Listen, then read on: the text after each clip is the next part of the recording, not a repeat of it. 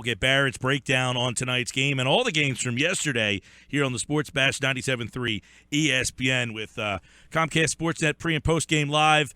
Barrett Brooks, Breakfast on Broad, 7 to 9 on the Comcast Network, and, of course, former Eagle and Pittsburgh Steelers Super Bowl champion. Barrett, what's going on, pal? Good, man. What's going on, man? Just trying to stay dry at this point. Yeah, so luckily the game is not in Philly tonight. The game's in Chicago where it doesn't look wet, but it does look windy, and I guess that adds a dynamic for a young quarterback on the road, first time, Monday Night Football, and now those Chicago winds, which we all know can change a football game. Absolutely. You know, at least it's not the fog. We're not playing the fog bowl. But, you know, I tell you what, you know, Doug Peterson will have them ready to play. This is just certain conditions that, you know, Soldier Field always gives us. I remember, you know, I played Soldier Field maybe 3 or 4 times, and each time there was some extreme to what was going on in that field. One time I played, it was definitely cold, right around about -7 degrees, the wind coming off the lake. And then one time I did play, it was like hurricane winds out there. Then I played there another time, it was like Africa hot out there. So, I mean, that's always an extreme when I went to Soldier Field. So, I mean, it has a lot of that, you know, that rah, as far as being a Soldier Field, but I still have an extreme every time I went there. So, you know what, to tell you the truth, I didn't like playing there. Bottom line. How bad, Barrett, was the turf there? Because I know that's been an issue for teams too, and it always makes me as a fan to think, like, how could they be surprised by this? But yet the grass and the turf surface usually is poor, right? Yeah, absolutely. You know, I mean, it depends. There should be past the Mason-Dixie line, there should be all grass fields, and then when you go above the Mason-Dixie line, it should be all the field turf fields, because it's ridiculous. You know, you can't keep the grass right. Even in Pittsburgh, they play all these games, or they play the NFL game, or they play the college football game on it. Then they have high school football on it. So, I mean, how do you expect to maintain a field like that and keep a playable surface if you keep having all these events on it and all these games on it? So it's kind of the same thing as Soldier Field. There's a lot of events on that field, and you know, it's a lot of traffic. So no matter how hard they try, it's a cold weather stadium. Get turf in there. I mean, I'm telling you. I mean, it'll work out towards the end, but just get some turf in there, man. Barrett Brooks is with us. Let's look at this game. You know, first off, let's start with the missing Ertz. How big is that going to be of a loss to their offense? I thought, made 2 really key catches last week. Burton and Selleck. They do have depth there, but losing Ertz, how will that affect them tonight? It'll affect them a lot. You know, at this point, Dave, Doug Peterson has to go out there with a new game plan as far as understanding what his weapons are now. Trey Burton is a very good athlete. We don't know if he can, you know, do it during the prime time. He had a great went in and practiced well, played well in the preseason. But at the end of the day, he's still improving as far as playing every single down, and you know, in the game. I also said that Selleck, he's still a little long in the tooth, but he can still make some things happen. I think the major thing that they're going to have to use now is Sproles. He's the most electric player they have on offense. You know, he's got to be a focal point as far as the passing game. Get him out there on the slot. Put him in a wing position. Put him anywhere that you can get this man the ball, because he's there's no linebacker and there's no safety in the league that can cover him. Yeah, and he's a guy that we look in San Diego, Danny Woodhead last year, 80 catches in Frank Reich's offense. You know, Reich should figure out ways, you know, to design plays to get Sproles the ball. He wasn't that involved last week, but tonight could be the night where they lean on him a little bit more. Yeah, they should, you know, because if you line to the backfield, let's put it in this scenario. So we were talking about them running 12 personnel for the major part of the season because they have, you know, 3 really good tight ends.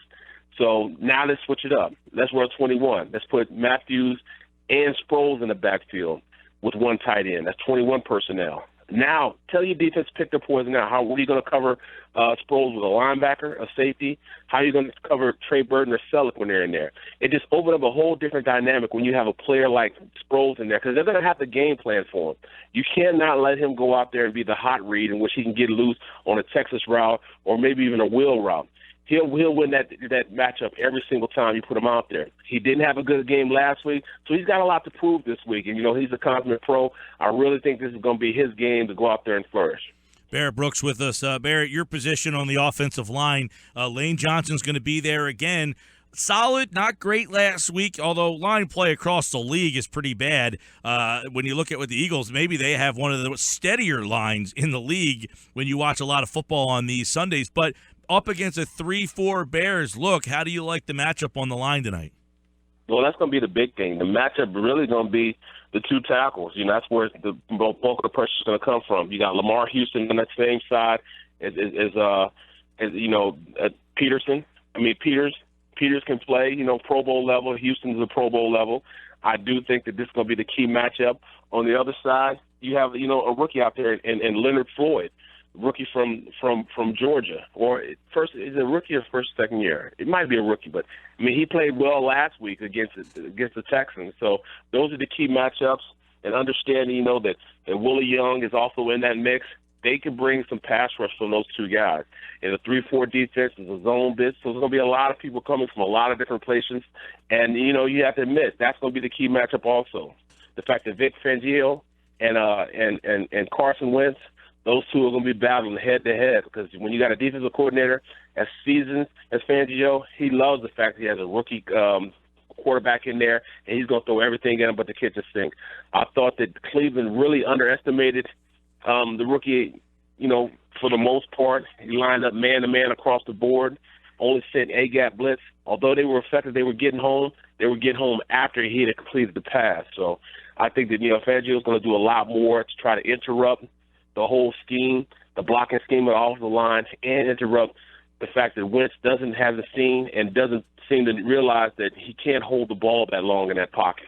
You were right, BB. First year for Floyd there, by the way. So talking on the receiver side for the Eagles, Jordan Matthews, Nelson Aguilar, they both had nice weeks last week for the Philadelphia Eagles. Do you think they could be a big factor again tonight?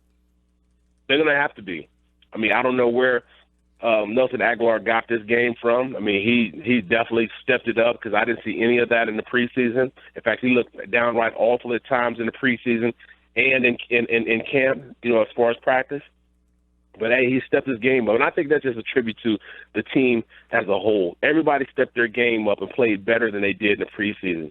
Even Zach Ertz stepped his game up. He was a little wishy-washy on whether he was going to catch it or not. He went in the game, caught some tough catches, went in there, caught a crucial first down for the 4th and 4, which allowed him to go to Nelson Aguilar the next play for the touchdown against Hayden. So, they have some weapons now. I wouldn't think I would ever be saying the receiver position for the Eagles has weapons because they don't catch.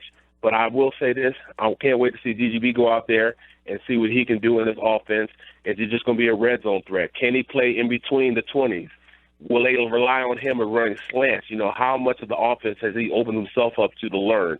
Those are the things that we need to see, because I tell you what, if they go out there and just catch the ball, they do have a pretty good, chance of beating up on the DBs of the Chicago Bears.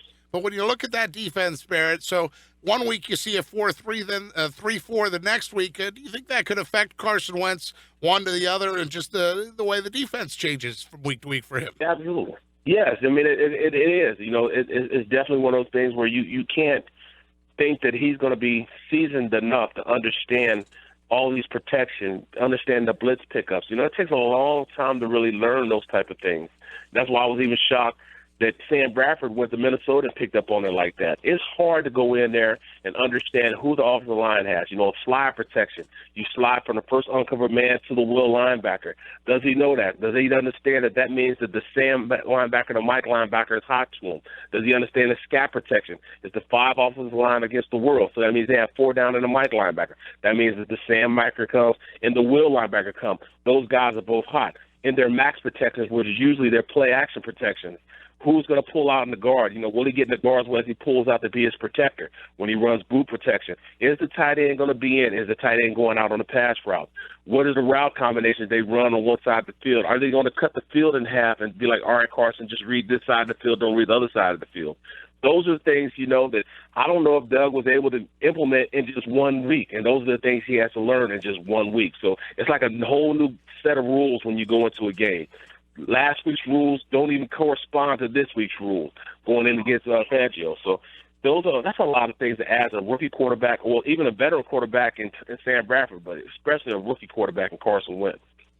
Barrett Brooks is with us. Barrett's breakdown here on the Sports Bash as we break down tonight's game. Let's flip things over to the other side of the ball, where Leotis McKelvin out for Philadelphia, and the Eagles rolling with just 3 DBs with Brooks, Carroll and Mills going to be in that secondary, but they're matched up against a tough set of receivers with Alshon Jeffries, Eddie Royal, and Kevin White. Is that an area of concern for you tonight?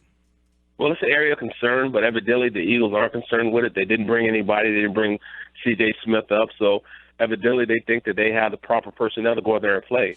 I will say that a lot of those safeties that they have are well-versed at the cornerback position also. Malcolm Jenkins could play in the slot, play that slot corner. He's very comfortable in there.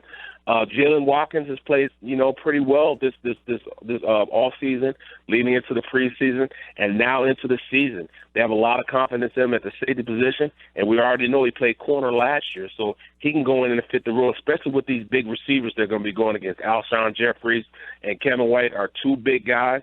I think he can match up well against those guys simply because he has the size to do it. But I'm not going to take anything away from the rookie. They have a lot of confidence in Jalen. Jalen Mills is a guy that got in the 7th round. He was projected to go in the 2nd or 3rd round. LSU guy, started as a freshman. He has all the accolades. He just got in a little trouble earlier on in his college career. But, I do think he plays very, very aggressive. And he can go out there and cover the bigger receivers, too, because he's kind of a tall, bigger guy also. So he has a recovery speed. It's going to be some key matchups today, and that's probably going to be the most key matchup right there. The fact that Jalen Mills is going to be going against a veteran receiver, Alshon Jeffries, who understands how to control his body and go up for the big catches. So I like Jalen Mills, but he's still a rookie going against a crafty vet. Yeah, that's the one area that concerns me. But here's a spot that I find to be interesting for Philadelphia because – their offensive line, they struggle at tackle, but they're pretty good on the interior. The interior is where the Eagles' defense is strong with Logan and with Benny Logan and Fletcher Cox. So it looks like the Eagles' defensive ends could be a big factor because we know Jim Schwartz does not like the blitz. They blitzed just twice last week against Cleveland, lowest in the NFL. So they're going to have to get more pressure, and it comes from those ends. But they got good matchups against some pretty weak tackles of the Bears. Well, I like going with the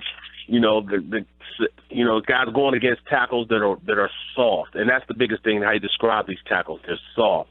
They give a lot in their pass blocking, and then you can't do that.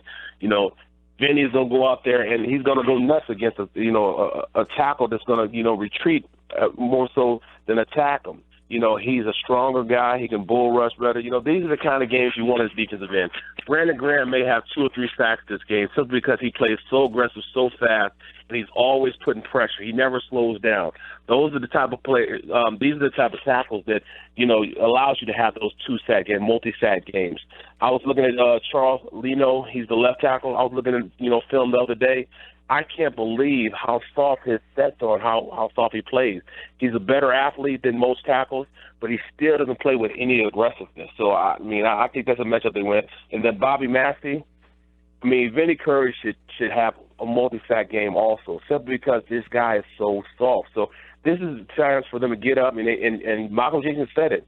They should go up and hit the quarterback and hit him frequently, hit him often, or throw him off his game. Well, they're going to have to prove it this game, but I do see him doing it this game. Yeah, and, you mentioned the tackles on their team. They got some pretty good guards there. They picked one up late on waivers there, sitting from Green Bay, who they just plugged in nicely at the left guard spot. And, that's going to be a very interesting matchup to watch. But another one, the kid Langford, who I don't know, a lot of people know a lot about him, second-year player, filled in really admirably last year when Forte went down, had a decent week last week, but he's a guy, much like you mentioned Sproles, that Langford might be a more factor in the passing game this week because the Eagles, they could be had in those flat areas. We'll see what their linebackers do because, with the 4 linebackers, Bradham, Hicks, Kendricks, and, of course, Tulloch, who didn't get on the field that much, those are guys that they can go after in the passing game, and Langford's a good back out of the backfield. Absolutely, and that's how you beat the Eagles. You have to screen them. Use their aggressive nature of their defensive line against them, and it puts a lot of the earnest on the linebackers making plays and being able to come up and make short tackles, also from the safety position, also with safeties, because you want to get the aggressive nature of these ends up the field, get them rushing, and run draw plays, try to get in behind the defensive line, as they rush up the field. So what you do, you run, screen plays, you run draw plays, plays in which you can get these guys go up the field and displace them and create that natural gap in between the linebackers and the defensive line that comes with them rushing the ball so hard from those wide nines and the aggressive nature of those guys trying to get up the field. As they, get up the field, they tackle the run on their way to the quarterback. So it's a lot different than most teams do it. Most teams just read, not with this Schwartz defense. They're rushing the passer first and make a play on the running back as they go up the field. So that's a major difference, and that's how you take advantage of a Jim Schwartz type of defense. Yeah, and Jim Schwartz, we had Sal Powell on Friday's show. He told us Cutler against Schwartz's defense, 10 times he's 7-3 with 15 touchdowns and 5 interceptions. So obviously, he sees something in these Jim Schwartz defenses, and a lot of the times is the fact that if they don't blitz, sometimes they don't get a lot of pressure, and that's where I think the Eagles tonight are going to have to really win that battle at the tackle spot, getting the pressure on Cutler. Because let me ask you, Barrett, does Jay Cutler worry you? Is he a guy that you think can win a game by himself if he's on his game? I mean, is he still that level of quarterback? Because he's such a polarizing guy. So many people are done with him and just think, he stinks. No, he can get the job done. He's still one of those quarterbacks that you can, which you would term a franchise guy.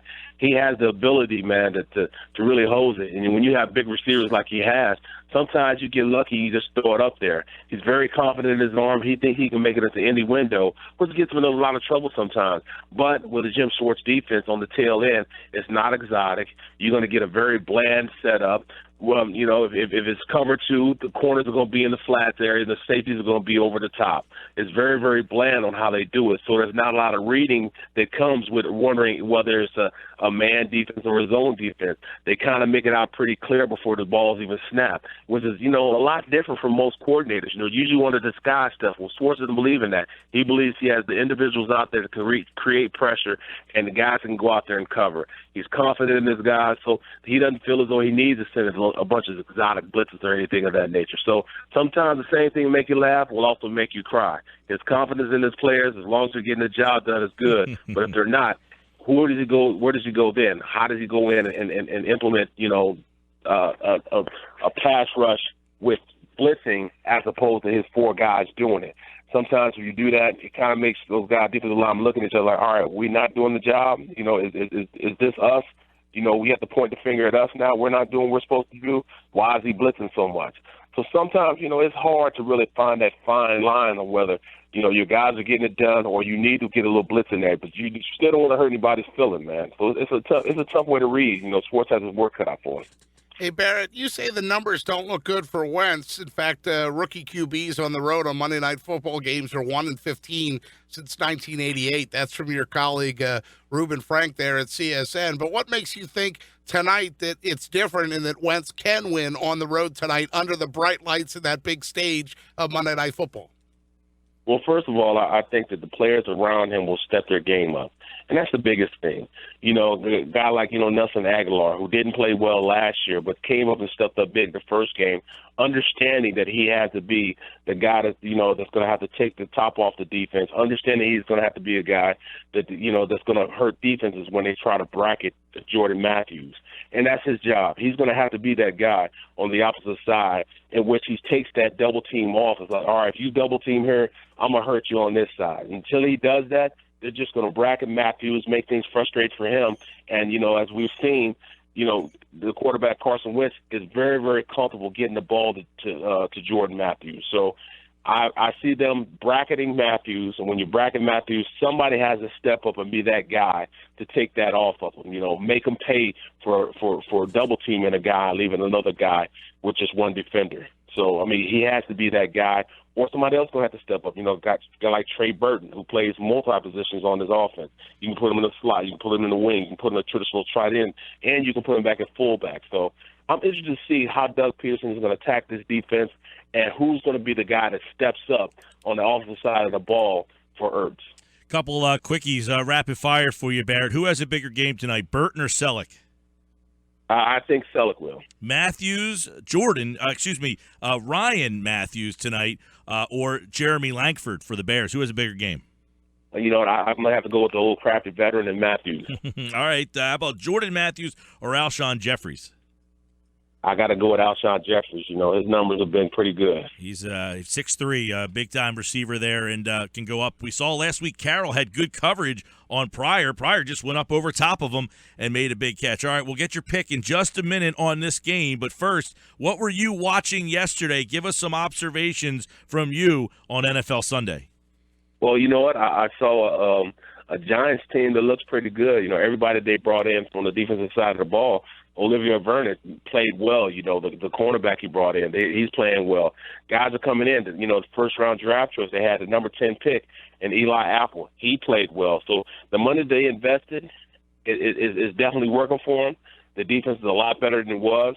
And, you know, they're starting to be what you need to look at as far as being the upper echelon of the NFC East. You know, I think that's the team that the Eagles are going to have to beat. So I saw that, and then I also saw a Washington team that played very, very bad. You know, I would have thought they'd played a lot better. They have a good tight end in Jordan Reed. I thought he's a real good target.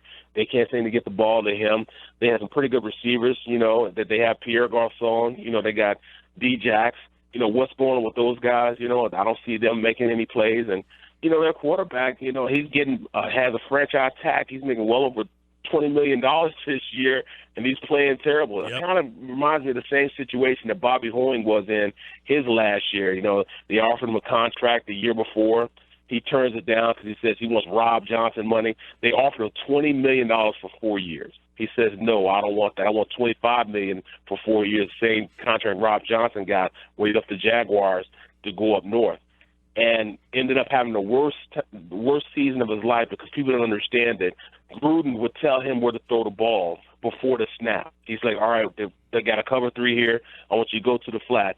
Throw it to the tight end in the flat, and he would throw it there, and it'd be completion because Gruden was so smart. Mm-hmm. Well, when Dana Bible came in that next year when Gruden went to the Oakland Raiders, he had to read defense, and he couldn't read defense. He held on the ball too long. It was just a terrible situation. Dana Bible was a terrible, at the time, offensive coordinator, you know. So it was just a messed up season, and he messed up $20 million that he could have made just if he'd have just signed on the dotted line. So you just never know, man. Couple quickies for you, Barrett. Buying or selling the Skins? I'm selling. Seahawks? I'm buying. All right. How about Bradford in Minnesota? Oh, if Adrian Peterson hadn't torn his meniscus, I would have been buying right now, but I don't know what to do right now, so I got to ask my advisor. All right. He played really well last night. Got to give it to him. Sports Bash 97.3 ESPN. And, all right, your thoughts on tonight, Philadelphia in Chicago on the road. Who wins and why? You know what? I'm going to go with 21. I'll make a low-scoring game, 21-14, Eagles. 21-14 Eagles. A little low-scoring game. Defense wins. All right, we'll see how Carson Wentz follows it up. Barrett Brooks, Barrett's Breakdown. He'll be back tomorrow morning on Breakfast on Broad at 7 o'clock with all other reaction. That's a late night for you. And, of course, pre- and post-game live for Comcast Sportsnet tonight on Comcast Sportsnet with Seth Joyner and the guys over there. Barrett, a lot of work ahead for you. We appreciate you taking the time out, pal. Thanks a lot, guys, and have a good one now.